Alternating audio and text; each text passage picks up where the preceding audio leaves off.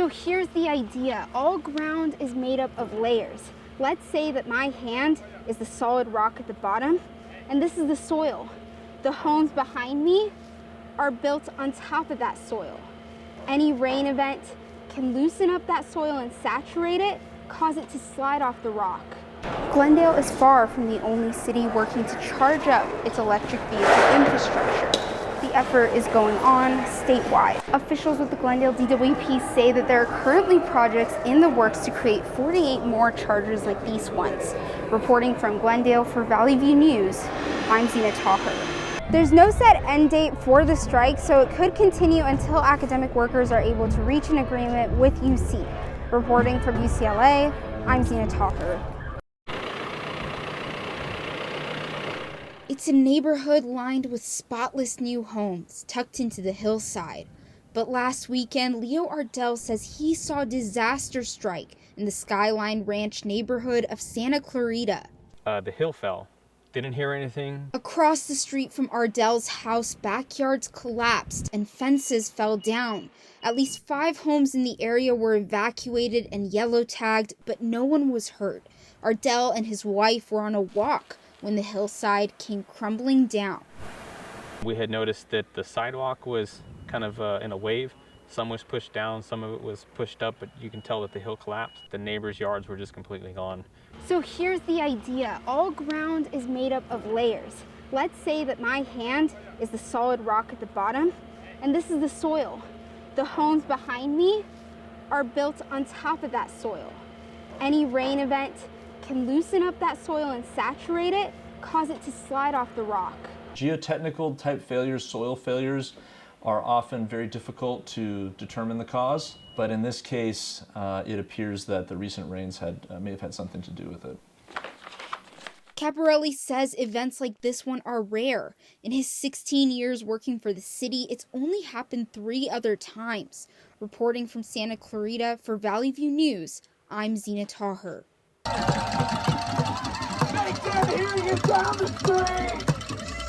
UCLA academic workers are on strike. They're joining postdoctoral students, teaching assistants, and graduate student instructors across the UC system in asking for a $30,000 raise in their annual base pay. The average TA here at UC makes $24,000 a year, and 92% of us are rent burdened, so 92% of us pay 30% or more of our income on rent, and 40% of us pay more than 50% of our income on rent.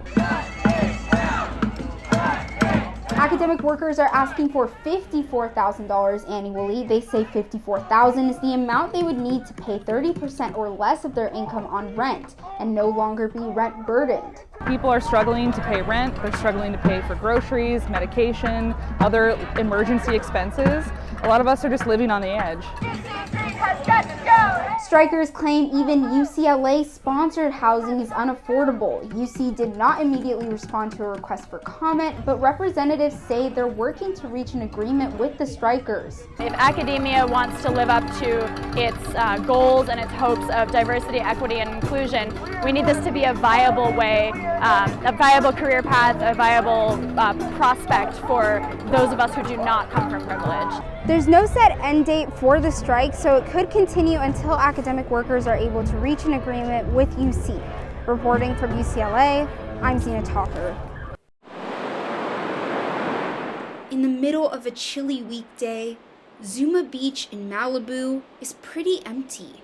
The waves may seem peaceful, but in recent days, the pro surfing community isn't. Something that the community of surfing is going to start to realize, that, trans athletes, deserve respect and equality amongst every sport and should be included. Papa Vasiliou is talking about a new rule allowing trans women to compete in women's events held by the World Surf League. Officials say trans competitors would need to keep their testosterone levels below a certain threshold. If they want to compete in the women's division, trans athletes will have to go through treatments that'll suppress their testosterone and strip away their competitive advantages, similarly to how the waves on the coast strip away the sand and erode it. The change in policy sparked backlash from pro surfer and shark attack survivor Bethany Hamilton. She took her concerns to social media, saying most other women in the WSL agree with her but fear criticism. The best solution would be to create a different division so that all can have a fair opportunity to showcase their passion and talent. Hamilton says she will boycott WSL events if the rule stays in place. Reporting from Malibu for Valley View News, I'm Zena Taher.